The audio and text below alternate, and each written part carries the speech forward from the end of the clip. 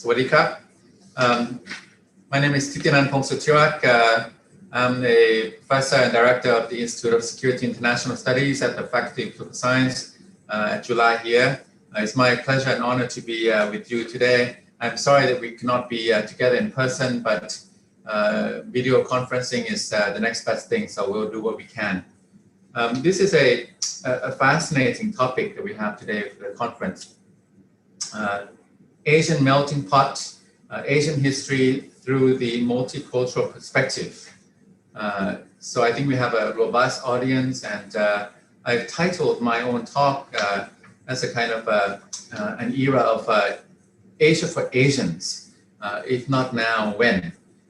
There's also a implication from the title of the conference that this is a melting pot, that Asia is a place of enmeshment. I'm going to talk about that a little bit. So I'm now following Dr. Bandit Ua-Apon, the President, Dr. Wasana Wongsurawat, and my fellow speaker, Dr. Danny Wong Say Kent. So taking a cue from my fellow speaker, whose title is Chinese Migration and the Shaping of a Multicultural Southeast Asia, I will now talk a little bit about Asia as a whole, what we're looking at. Is it a melting pot? At the beginning, I'll just say that to me, it is more of a salad bowl. Salad bowl means that it is together.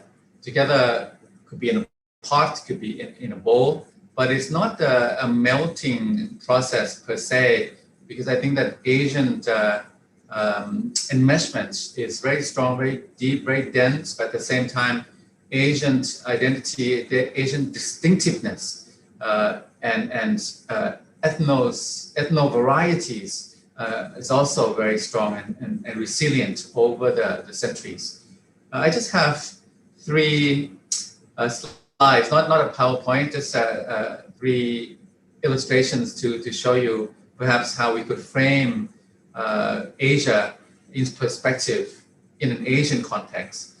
So first, I'll just show a little old article I read that I will never forget, and that is an article called When Asia Was One.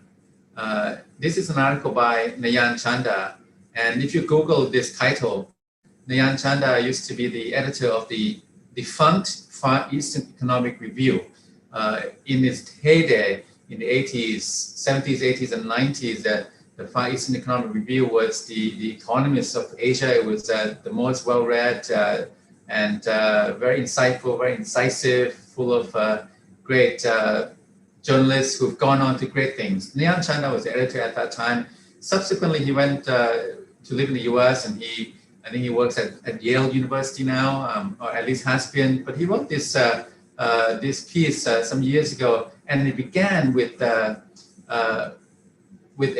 scene from 1498, right? Just before dawn on May 20th, 1498. 1498 was 6 years, roughly, after Christopher Columbus sighted the Americas. So this is 1498, and it was before dawn on that day, people in India today, they were fascinated by the sight of three ships, and it was a Portuguese fleet of Vasco da Gama. Now, the point of all of this, if you read this short article, before 1498, Asia was more one than since that time, if you will. So basically, in the 16th century, 17th, 18th, 19th, 20th century, Asia was not one. Asia was divided, and you had the imperial powers basically carving up parts of Asia, and the Asian peoples went different ways. The nation state, the whole idea and concept of the nation state also was implemented, during that time of colonialism, Western imperialism. In my own office here, in the background, I'm a big fan of maps. There are also this, I like old maps, ancient maps, but all these maps tell two things. First, we often see Asia through European lenses. So, these maps were made by Westerners in the centuries past. But the other thing is that had it not been them, Asians would have had a hard time seeing Asia. So cartography was a Western implementation, and we see a lot of maps, but it was from the Western powers at that time. So, even from my own personal experience, I like maps, but it's very Western-centric in a way, seeing Asia. So Nyan Chanda's take, if you look at it, before the 1490s, you had trade, commerce, the spread of religions, Islam from that side, from the Middle East, all the way to South Asia, to Southeast Asia, and Buddhism from South Asia all the way to Southeast Asia to Northeast Asia. And there was brisk trade, commerce, migration, people flows, and so on. And you had all of this in a very, imagine there was no internet, no social media, no passenger jets, and so on. So this is the old days of the old Silk Road, caravans, horseback, camels, and you name it. And also, of course, maritime trade through ships. And you had a lot of this, expeditions and trade, commerce, vibrant, brisk all over Asia. And you can see this going back to the old Silk Road, 1,000 years ago. So that's the first frame I want to introduce, is that Asia once upon a time was one in its own way. It was not a melting pot per se, it was more of a mosaic. Nyan Chanda used the word mosaic, different pieces together on the same canvas. In the modern day, I think you can also maybe use a kind of a salad bowl. If you want to say melting pot, I would say the salad bowl more like. Now I'm going to show you a second frame, and another attempt by Asia to be Asian, and that was during a Japanese-owned imperialism. This is World War II, of course. Japan was the aggressor. This was all about the co-prosperity sphere. There was a sense of Japanese superiority, and Japan invaded and controlled much of Asia. Had Japan not gone to war in the way that it did with the U.S., and who knows what could have happened. I mean, Japan had control of much of Asia today as we know it, and it was kind of a Asia for Asians, but in the Japanese context, in the Japanese effort and ambition and interest. It was not Asia for Asians, for Asians. So this was a kind of another stage that Asia was being kind of coveted by Asians who were Japanese at that time.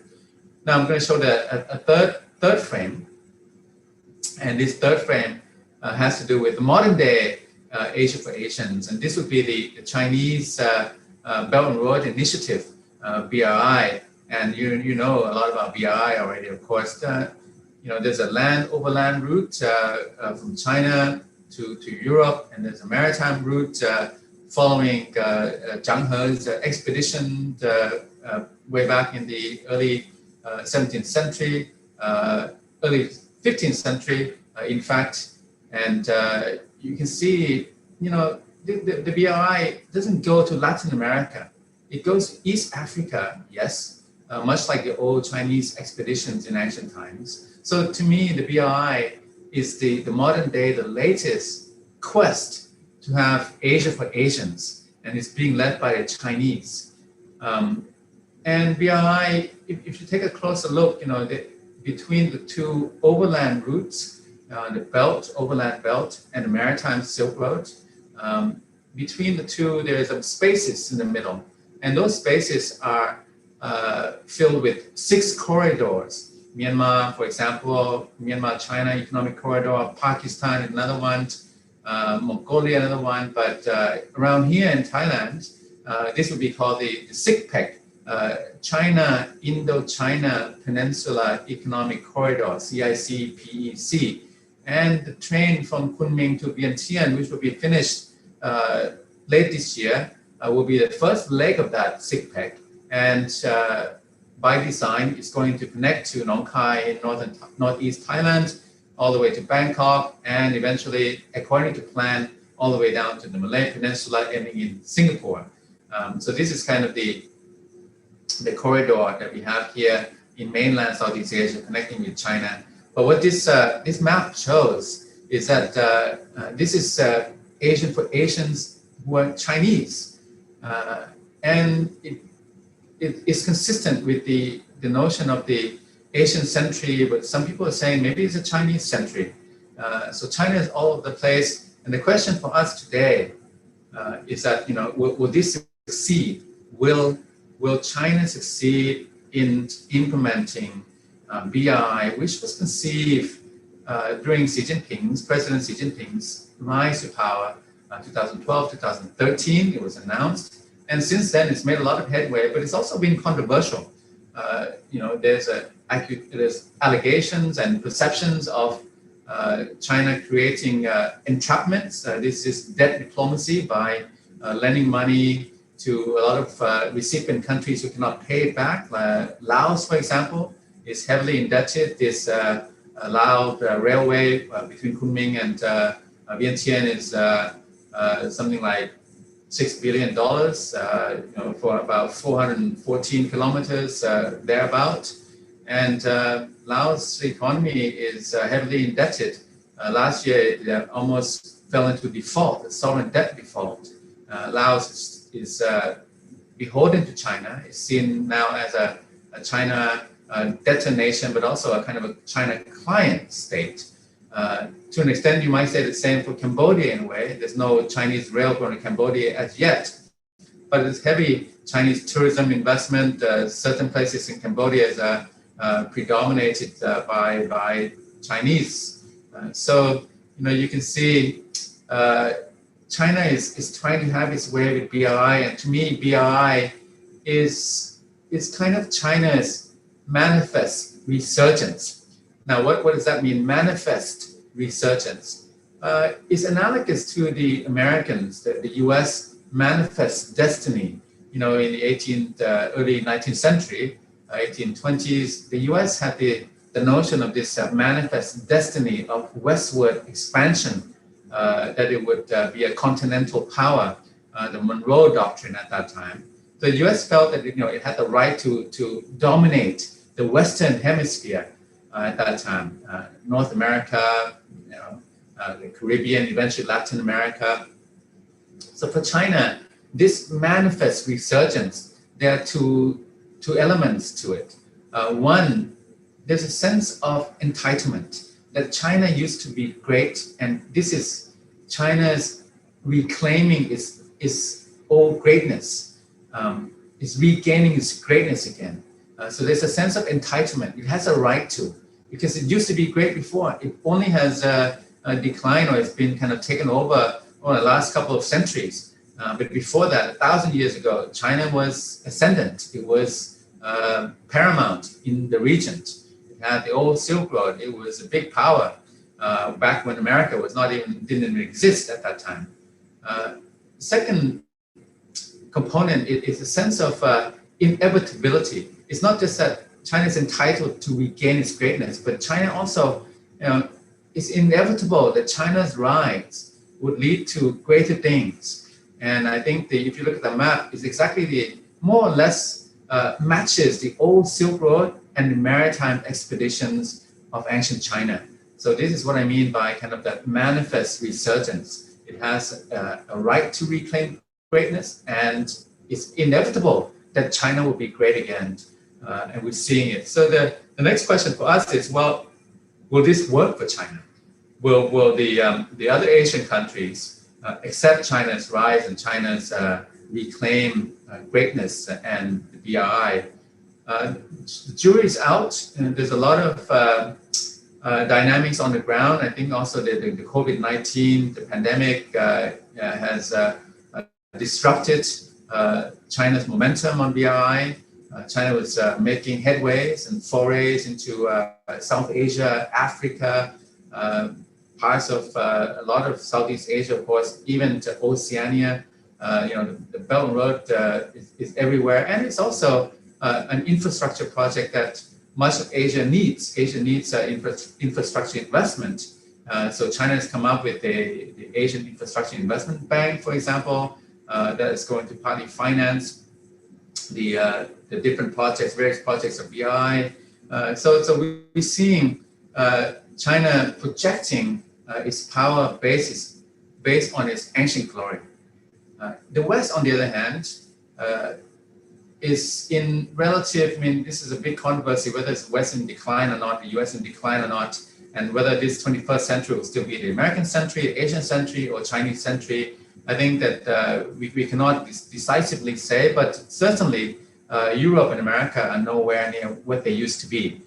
America recognizes that. That's why the US is putting its efforts into the Indo-Pacific, expanding on the Asia-Pacific into the Indo-Pacific with this geostrategy called the Free and Open Indo-Pacific, combining not just the Pacific Ocean, but also the Indian Oceans, and drawing in Japan, Australia, and India, fellow democracies and partners and allies into kind of a quadrilateral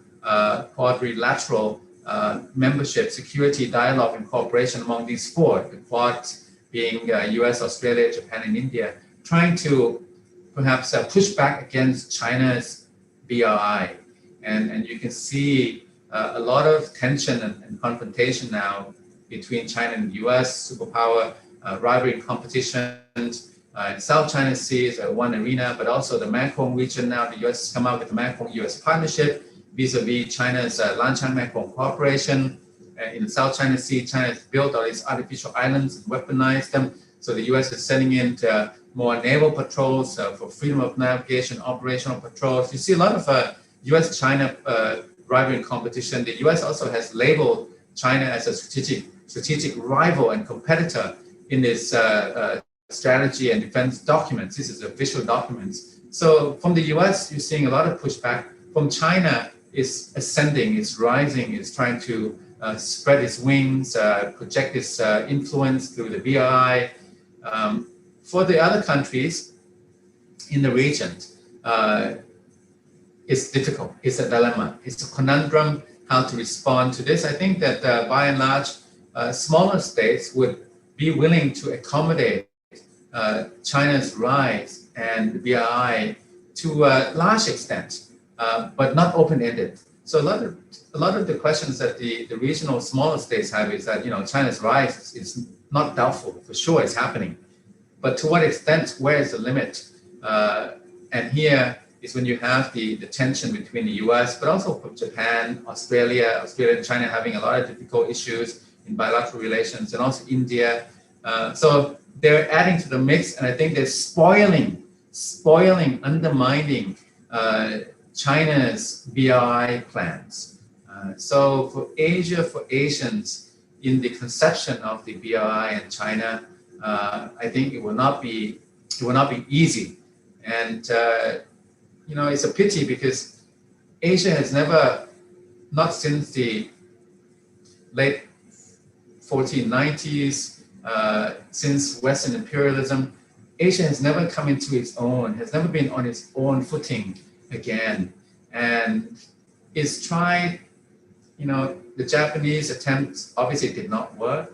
I think the one attempt that I was very interested in was the 1950s, the non-aligned movement, led by, convened at Bandung, led by Indonesia, but also had China, a lot of Asian countries, also a lot of African countries, post-colonial countries, trying to chart their own path, the third way, not the US way, not the Soviet Union way, but the third way. But that didn't go very far either. In the end, it became bipolar US-Soviet Union in the Cold War.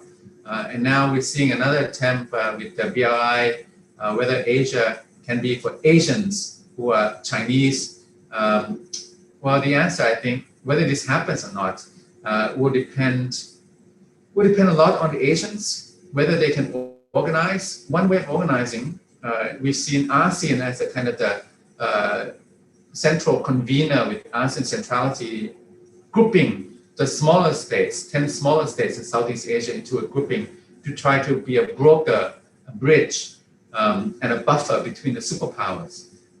And ASEAN has been trying to play the central role in regional architecture, in region making to promote peace and prosperity. And so far it's done well, but now it's facing some serious challenges. It's been divided on the South China Sea, I think, by China. Some states side with China, some side with Philippines and Vietnam. And also in the Mekong region, some tensions. Most recently, I think the Myanmar coup and crisis is also dividing ASEAN. So ASEAN as a convener, as a broker to promote Asia for Asians, it looks very challenged now. So it depends on how the Asians respond to this Asia for Asians who are Chinese. It also depends on the Chinese who are promoting Asia for Asians through the BRI.